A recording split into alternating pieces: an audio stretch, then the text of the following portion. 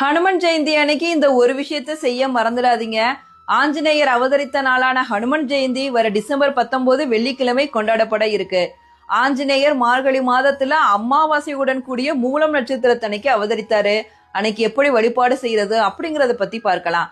மார்கழி மாதம், அதனால அதிகாலையில எந்திரிச்சு வாசல அழகா கோலம் போட்டுட்டு குளிச்சிடுங்க. ஆஞ்சநேயர் படத்துக்கு சிவப்பு நிற மலர்களை சூட்ட வேண்டும். வெற்றிலை மாலை கூட போடலாம். வாழைப்பழம், வெல்லம், உளுந்த வடை, சர்க்கரை பொங்கல், வெண்ணெய், இதுல எதோ உங்களுக்கு படைக்க முடியுமோ அதை நைவேத்தியமா ஆஞ்சநேயருக்கு படைச்சிடுங்க.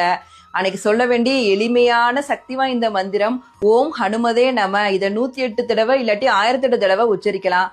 அதுக்கப்புறம் சுந்தரகாண்டம், ஹனுமன் சாலிசா இது எல்லாம் பாராயணம் பண்ணீங்கன்னா அதிகமான பலனை தரும்.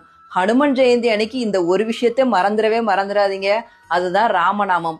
ராமநாமம் எங்கெல்லாம் உச்சரிக்கப்படுகிறதோ அங்கெல்லாம் ஆஞ்சநேயர் கட்டாயம் இருப்பாரு. அதனால ராமநாமத்தை ஆஞ்சநேயர் ஜெயந்தி அன்னைக்கு உங்களால எவ்வளவு தடவை உச்சரிக்க முடியுமோ அவ்வளவு தடவை உச்சரிங்க. வீட்டுல வழிபாடு முடிஞ்சதுக்கு அப்புறம் பக்கத்துல இருக்க ஆஞ்சநேயர் கோவிலுக்கு போயிட்டு வாங்க. சிவபெருமானோட வடிவம் தான் ஆஞ்சநேயர். வீரம், தைரியம், பக்தி, புத்தி இது எல்லாத்தோட ஒட்டுமொத்த வடிவம் தான் ஆஞ்சநேயர். ஆஞ்சநேயரை வழிபட்டீங்கன்னா பயம், கடன், எதிரிகள் தொல்லை, மன அழுத்தம் இது எல்லாவற்றிலும் இருந்து விடுபட்டு மனபலத்தையும் உடல் பலத்தையும் உங்களுக்கு ஆஞ்சநேயர் கொடுப்பாரு. ஸ்ரீராம ஜெயம். அன்பே சிவம்.